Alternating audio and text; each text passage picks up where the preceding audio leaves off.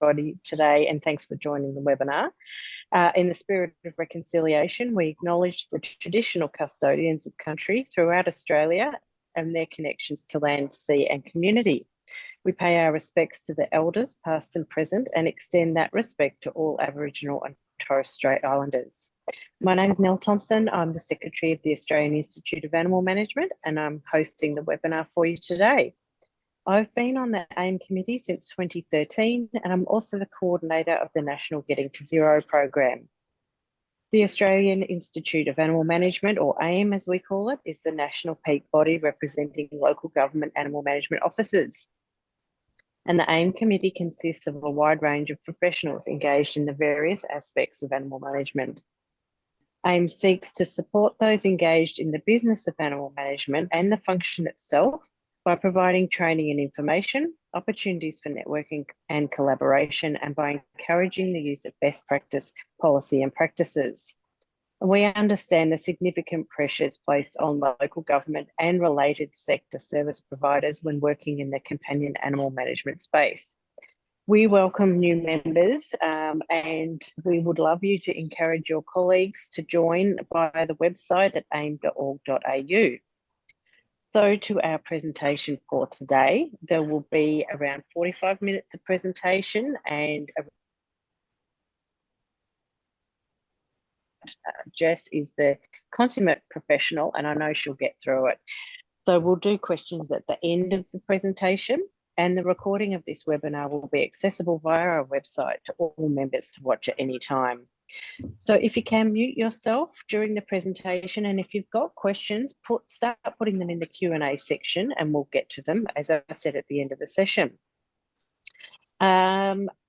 Please excuse any background noises from me as I'm working in a public venue today.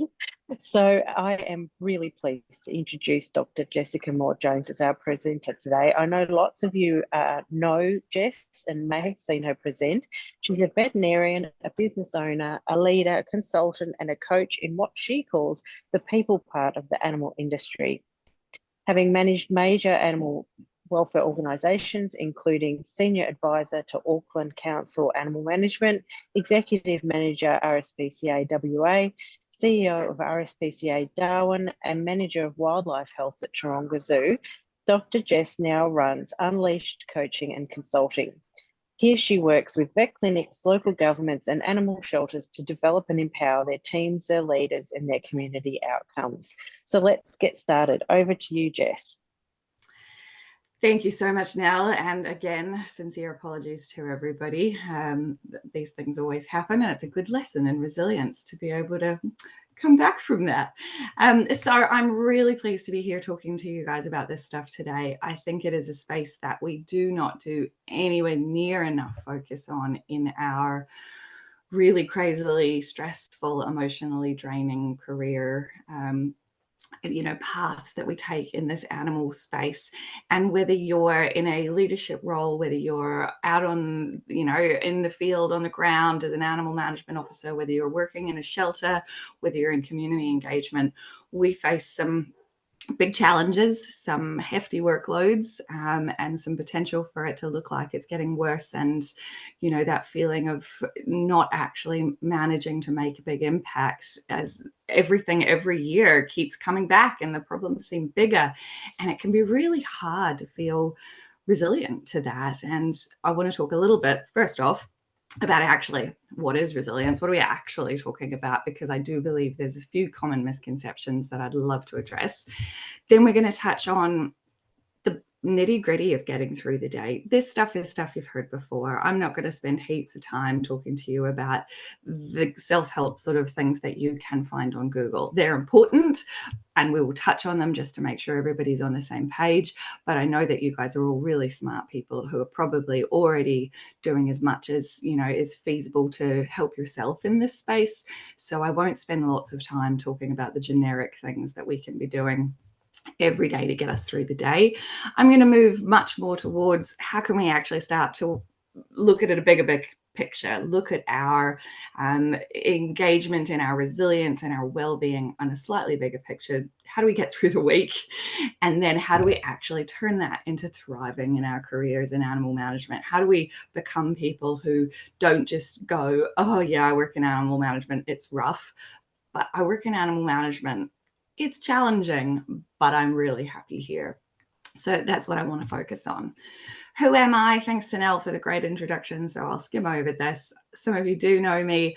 I am a mum. I am a dog mum. I am a career obsessive about pushing boundaries and trying new things. But most importantly, I am passionate about helping animals by helping the people who help them, which really means I really want to focus on how do we bring as much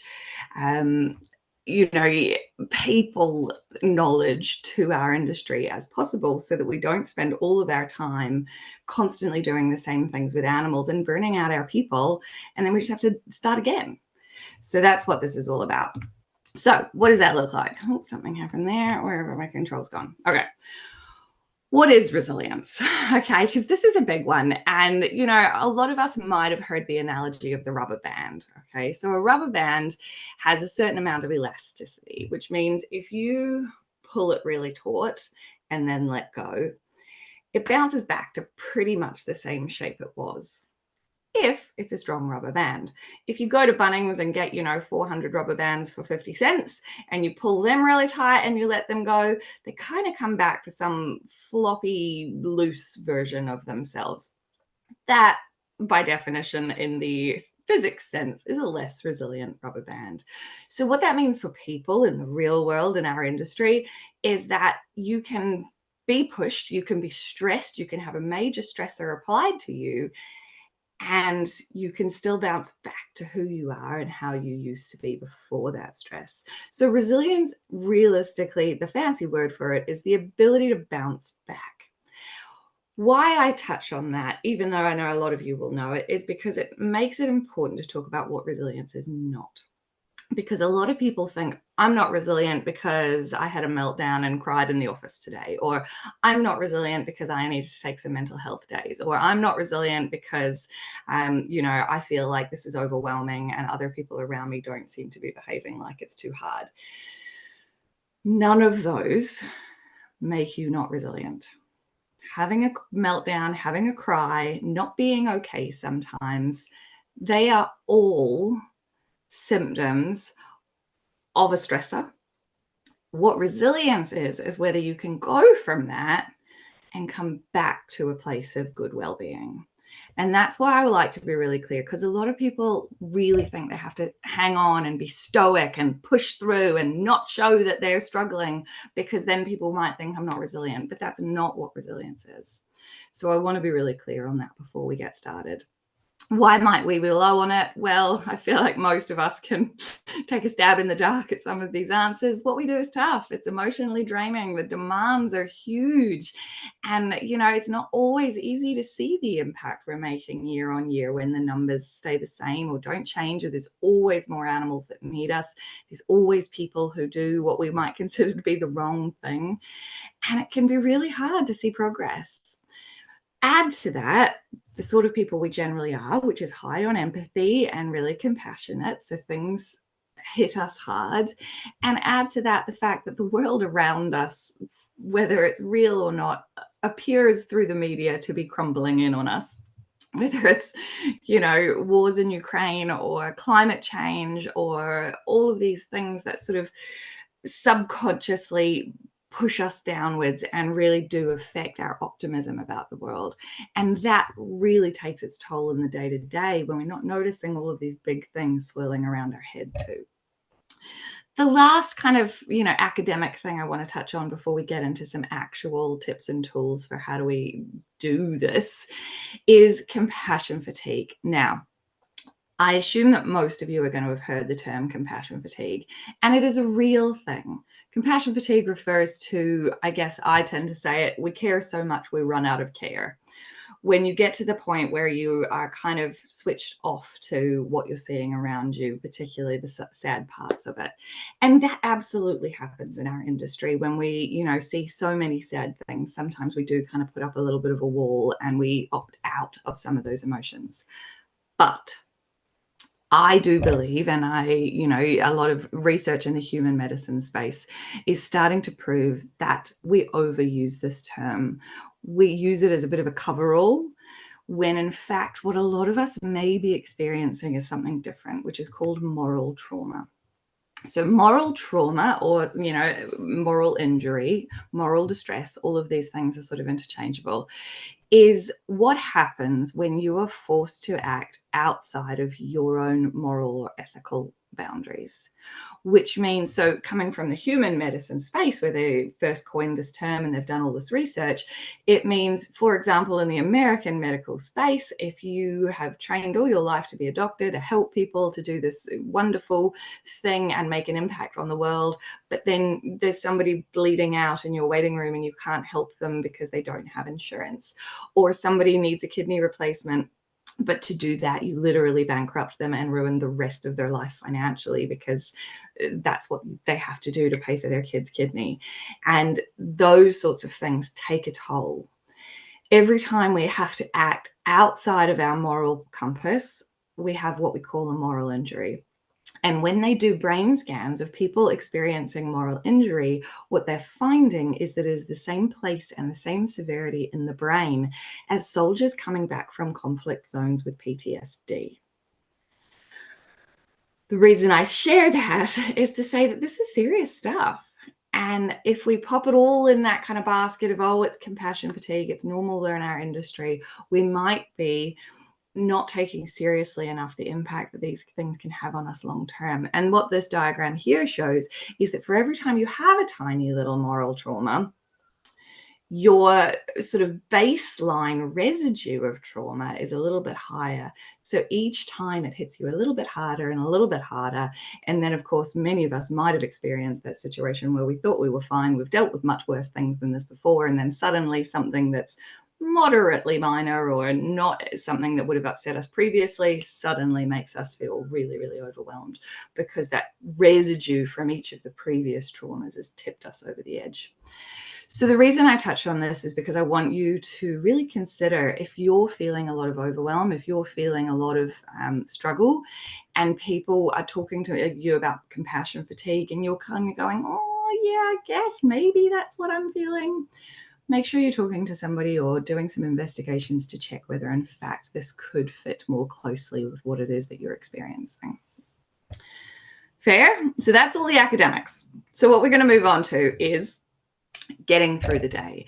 The stuff that most of you will have already heard in every self-help webinar, exercise, Google search, audio book that you might have listened to about trying to help you with your resilience on a day-to-day basis. These do all have scientific backing. None of these are superfluous, and all of them are a really great foundation for things that we're doing. The reason I'm not focusing on them heaps is because with limited time, because this is often a course that I run over 3 months for people, we're going to try to get right to the stuff that's harder for you to get, those really industry-specific skills. Okay, so sleep. Try really hard to prioritize sleep, no matter what else you've got going on. I have a toddler who doesn't sleep through the night yet.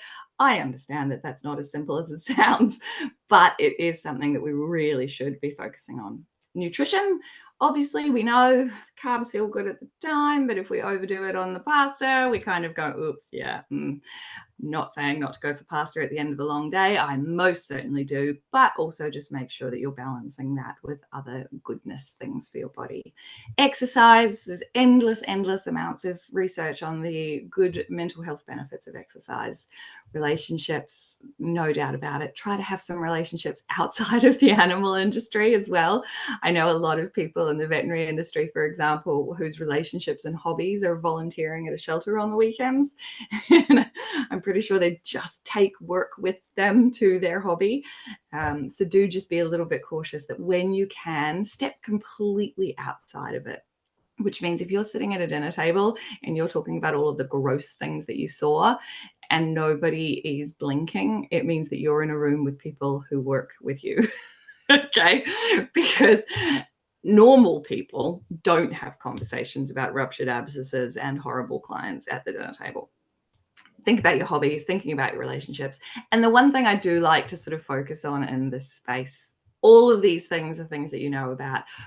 But one of the things that the world tends to kind of guilt us into feeling is that we should do them all and we should do them perfectly, and we should never eat that stodgy carbonara for a hangover breakfast, and we should never prioritize going out and having a great night out with our friends instead of sleep, and we should always be out there on the weekends doing hobbies rather than sitting watching Netflix under the covers.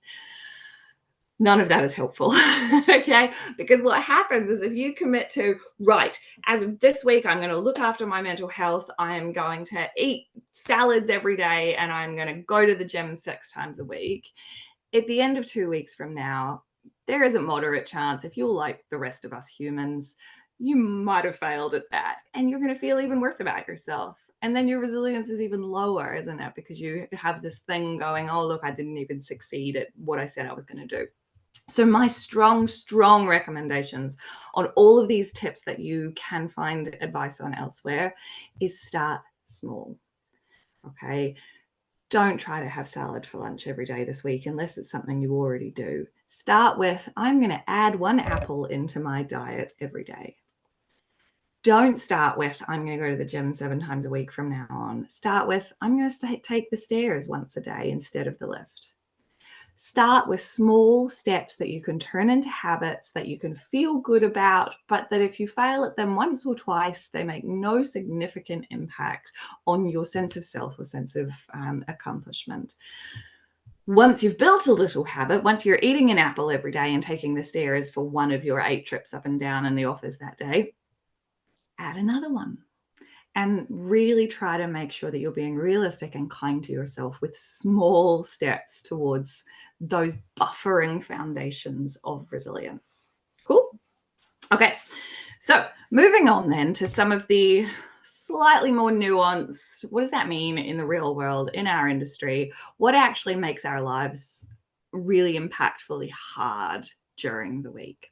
And what I find for the most part with every team that I work with on this sort of stuff is boundaries and work-life balance, the vibe of endless work, not being able to leave the work at work, and the fact that everyone around you can quite easily fall into this kind of what I sometimes call a drama cycle, or this apocalyptic kind of everything's terrible.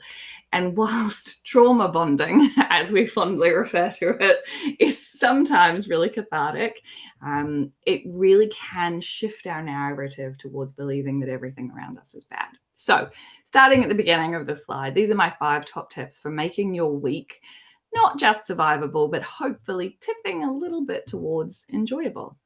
The first one is the busyness competition. Who here quite routinely, when asked how they are, uses the word busy? I certainly do. And when you are in a room of people and, oh, how's everybody going? Oh, yeah, busy. Oh, yes, busy. There's a couple of things with that. Firstly, if you're not that busy, if you're the person in the room going, oh, I had quite a good day, actually, I'm feeling a bit relaxed, you suddenly feel really guilty.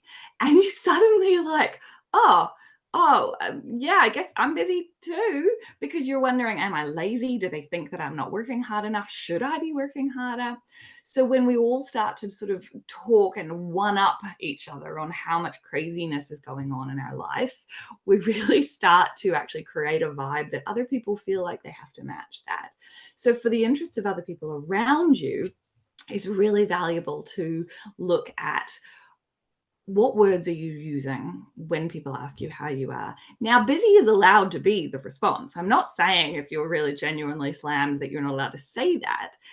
But when we talk about busy all the time, we've got no escalation point from there, do we? Because if we start the day going how busy we are, and then it gets worse from there, then we start using words like slammed and then slaughtered, and then we escalate and escalate. And the words that we use matter to our mental health. They really genuinely start to have an impact on what's going on in our heads, and physiologically we feel those words.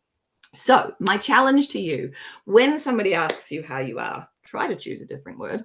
Productive is one of my favorite. Steady is a good one. But if busy really is the word, then there's a couple of options available to you. I'm busy, but. Now, what that means is I'm busy, but I achieved a lot. I'm busy, but I'm making a difference. I'm busy, but I am really excited to get this piece of work done. Why are you busy? What is it achieving? Because again, by putting that on the end of your sentence, you're really changing and adapting your neurochemistry into believing some of this, because it is true. I hope it is true.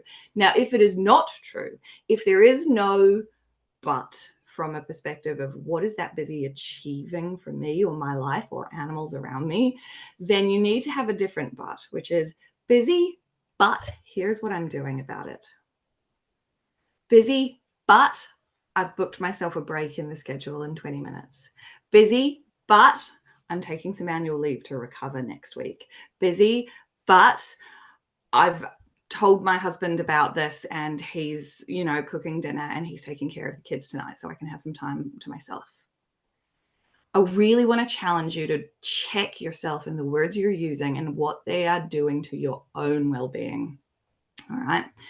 Next up, design your, I do agree with you that and can be used in place of but. I always use that in every single situation where I tell people when they're talking to customers, you never use the word but, because of course, as soon as you say but, you negate everything you just said. And when I'm talking about this is literally when people go, but didn't you just say we're not allowed to say but? This is my one exception. So yep, I do agree that replacing but with and works equally well. But in this particular situation, I guess I'm trying to make sure you think through busy, but that is not the only thing I am. So if and works better for you, that's great. Design and hold your boundaries. Okay. One of the challenges we have with boundaries in the animal management space is there is always more to do. There is never not a list of 1 billion things we could be doing and 100 animals we could be helping. And what that means is when you try to hold a boundary, such as I will always leave on time and I will never work on weekends, I will never check my emails on my day off, you find yourself failing at it quite quickly. And then you think that you're doing a bad job of looking after yourself. So a little bit like before when we were talking about, try not to suddenly want to eat salads every day, just add an apple in. Boundaries are the same. And the best way I have to describe this is by using hard boundaries and soft boundaries. Hard boundaries mean I'm a brick wall. I don't do this thing. I will not do this thing. I will not.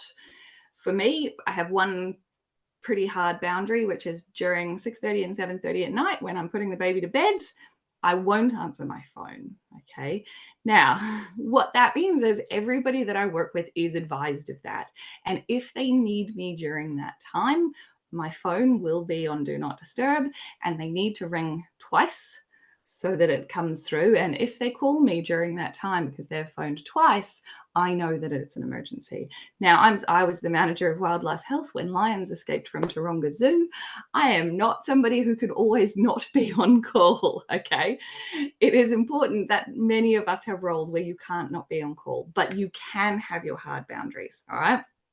But hard boundaries break easily. A little bit like people who are trying to be super, super resilient by never breaking, by, just always holding that line really firm. They don't give a little, they break. All right. So what we want instead is to prioritize soft boundaries. And the way I think about soft boundaries, a little bit like your elastic band or a trampoline, they give a little and you take some back. Okay. So for example, I don't want to do more than an hour of overtime this week. Looks like, oh my gosh, that case came in. I had to do all of this stuff. It was suffering. I needed to get it to the vet. I've now been here 2 hours. Where am I going to take an hour of that time back later in the week? And taking proactive responsibility for your boundary caved because it was the right thing to do. And that's okay. But where do I take the bounce back out of that boundary? Talking to your manager, talking to your colleagues, whatever role you're in, that might look a little bit different, but making sure that when you talk about your boundaries, you are aware of what a bounce back looks like. okay, and starting to have those conversations with the people around you, which brings me to the next point about your boundaries as a team. Agree as a team in your organization. What boundaries do we hold? We can't have things like never interrupt a lunch break. It's not realistic in most of our situations. But what we can do is have a conversation, which is, what is a good reason to interrupt my lunch break? What is a good reason to ask me to stay late? If you're in a vet clinic situation and you're going, you can never interrupt my lunch break, then animals could suffer. If you're in an animal welfare situation, if you're out on the road and you see a dog running across the street, but I've got a boundary, I'm on my lunch break, I'm not going to do anything about that. That makes your life harder after your lunch break, but obviously, of course, can impact that animal's welfare. So as a team, what does that look like?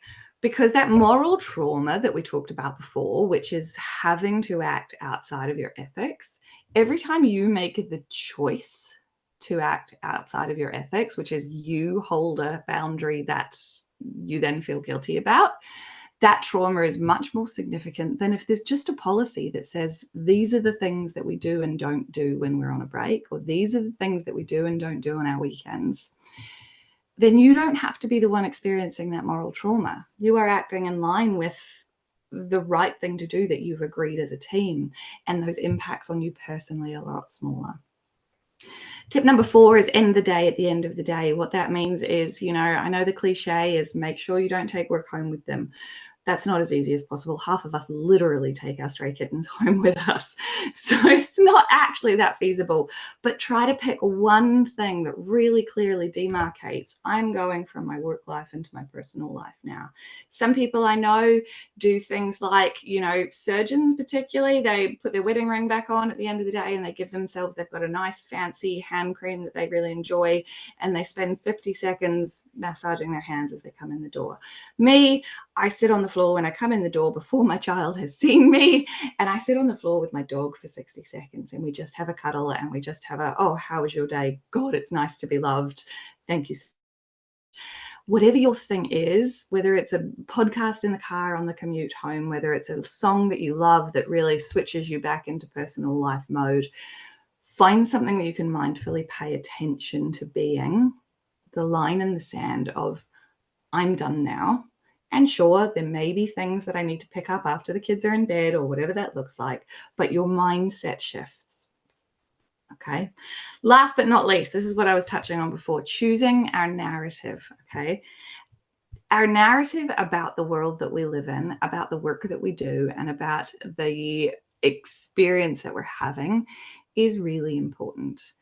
Because, as I said earlier, the things that you're thinking, the things that you're saying actually translate physiologically to you.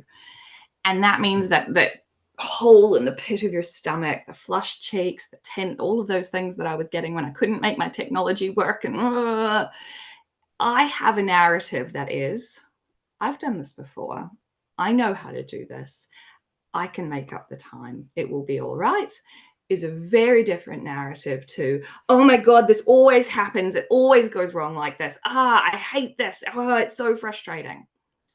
Because then my ability to come back into it and go, oh yeah, okay, I really need a drink of water before I start, but I'm okay to keep going, is really different to when we're escalating, believing that this is too hard, believing that I can't do this, believing that the work that we do doesn't make an impact. The narrative that we tell ourselves about what we're doing makes a huge impact on whether or not we feel the optimism to continue at it. So that means going out and finding a narrative that you want to buy into, because one of the problems is that a lot of people around you are talking about the misery, the endless roles, the nothing's working, particularly in animal management, where we get a lot of our constituents or our elected members telling us you're not doing a good enough job. That can really start to be the story that we buy into and believe. So it's really important to go looking and talking about a narrative that aligns better with optimism for the future. Okay. And we'll touch on next whether or not you can find that for you. So The last step is going from, yeah, I can get through a day by making sure I've had enough sleep and I'm, eating well and I've got some exercise. I'm going to see some friends. And I can get through a week by trying to hold through my boundaries and trying to make sure that I'm, not buying into these cycles of escalating.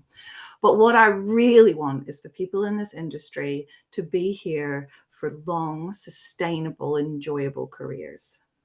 Because as many of us will have experienced, that's not always the case. Many of us love it and we're in it and we give it everything for 2 years, 5 years, 10 years, and then we go, this is too much. I need to prioritize other parts of my life.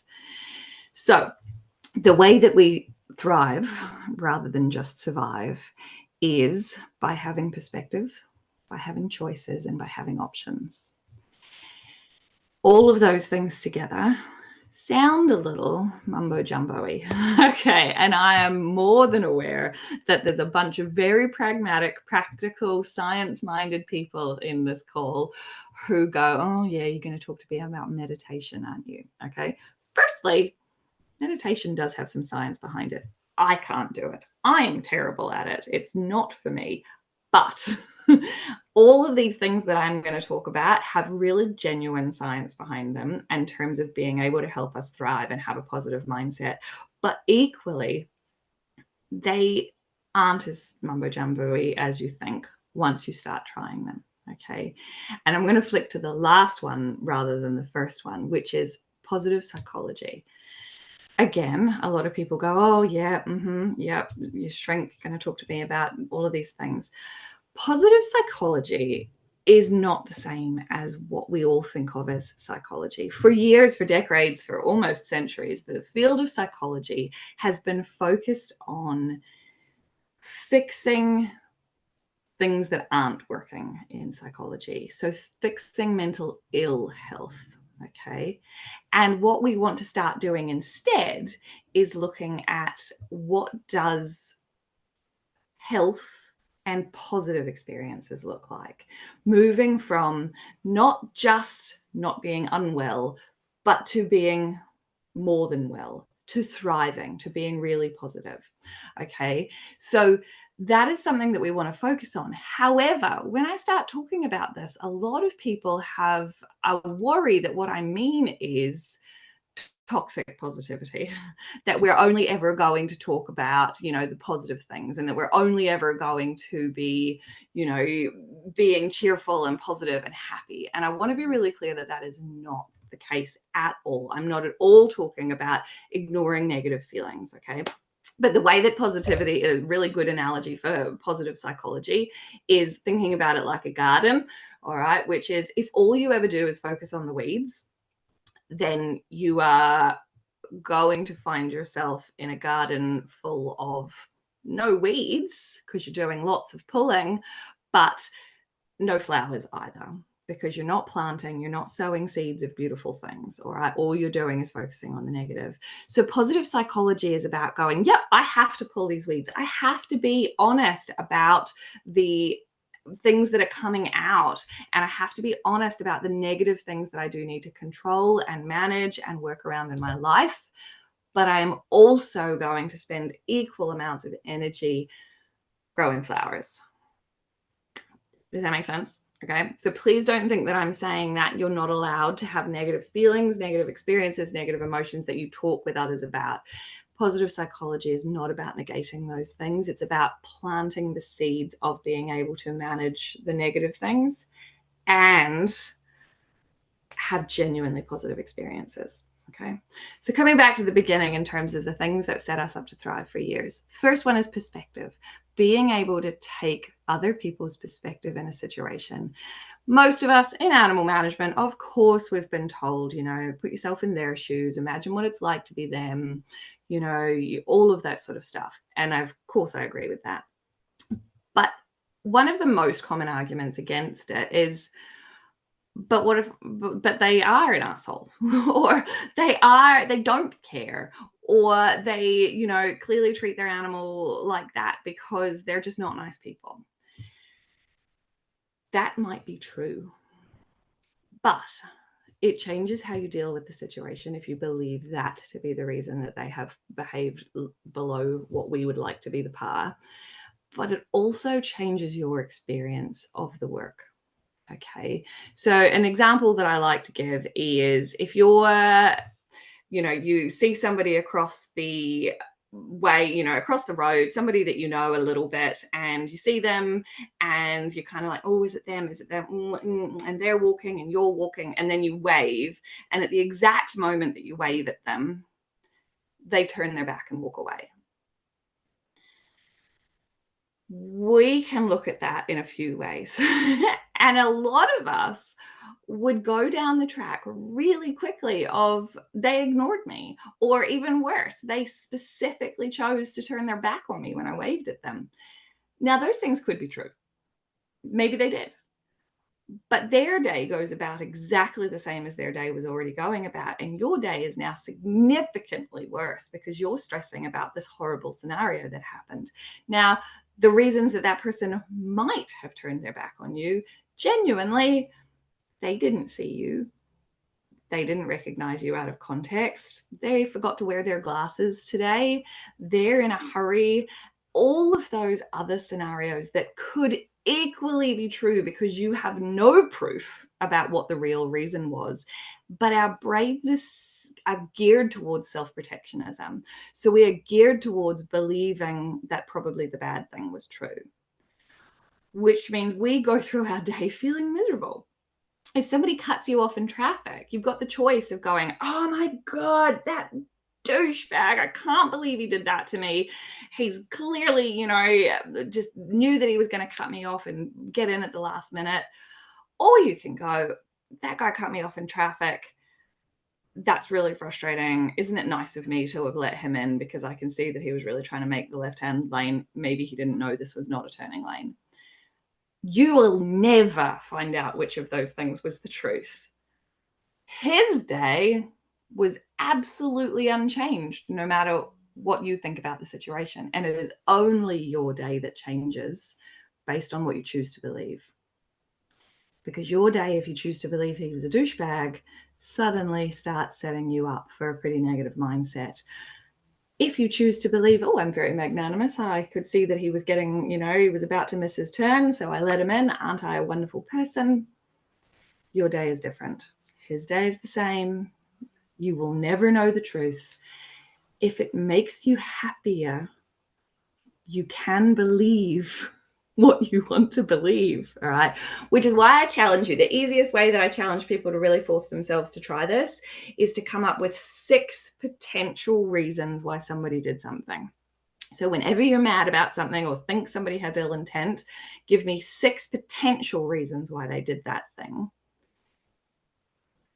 Because by acknowledging that the 1 or 2 that your brain is going to are not the only ones, you are slightly better off at being able to go, okay, I'm just going to leave that there.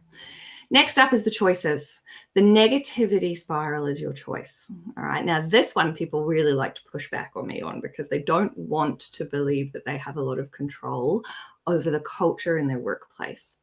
When you walk into the tea room or a meeting or whatever it is, and everybody's going, it's so bad. And oh my God, can you believe that person said this? And our boss is such an ass. He didn't know about this. And this person was useless this morning and I had to do all of their work.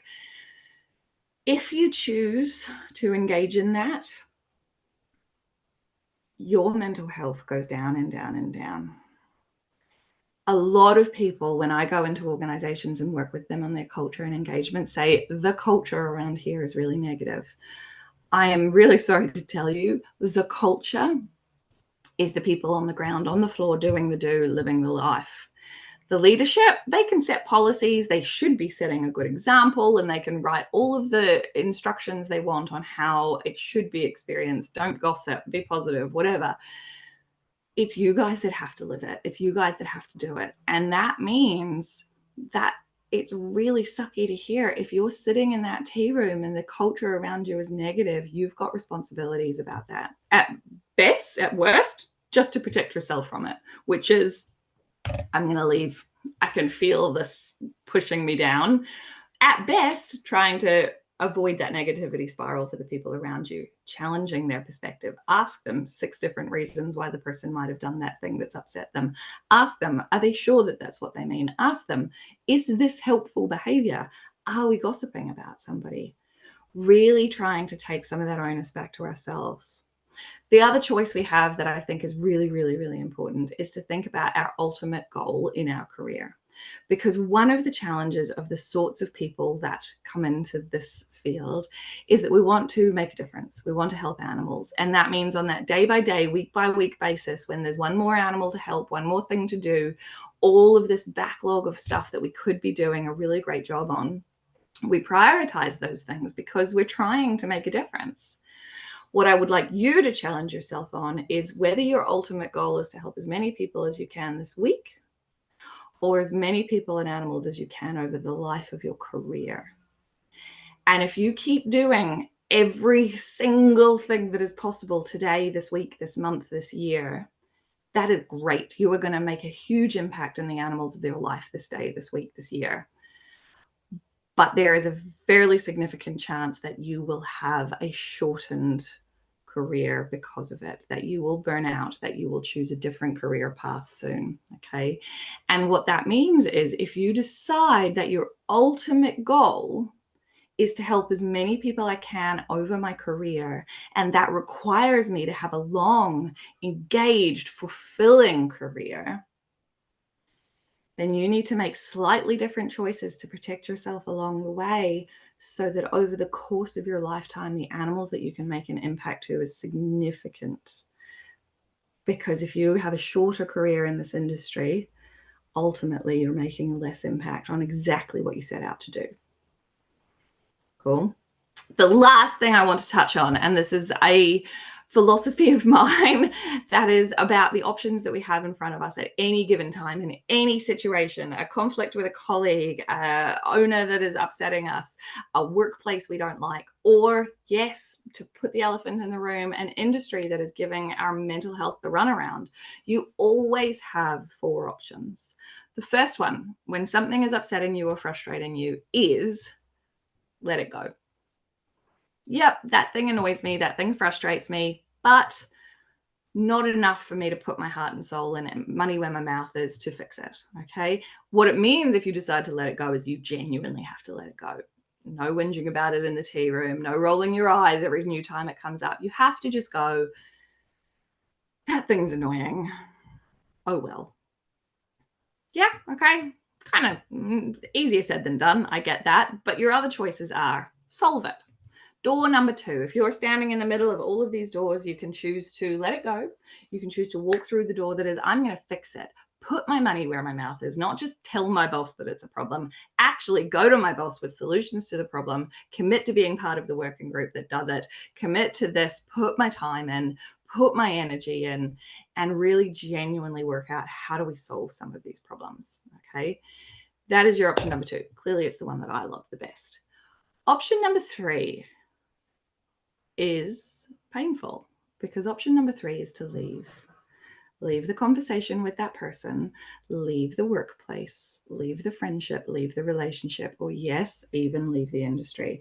Now, I'm not saying that that's a particularly positive door because obviously I would like you to stay in the industry and I would like you to have the impact you want to have on animals, but it is better by far than door 4. Door 4 is the one that you take if you don't choose any other one. It's the default one. It's the one that you sit in waiting. It's kind of like purgatory. You didn't choose to let it go. You didn't choose to be part of the solution and you can't walk away. So you're sitting there stewing and mulling and in this cycle of annoyance every new time it comes up, everything that's going on, you're sitting there unable to do any of those other choices and you become like the frog on the lily pad. Eventually, you snap. It might be a bunch of little things and it's fine to just sit there and be a little bit annoyed or bitter about it. But if you choose that door or fail to choose any of the other doors for multiple things, particularly big things, the relationships in your life, the workplace you're in, the career that you choose, if you accidentally take the default door,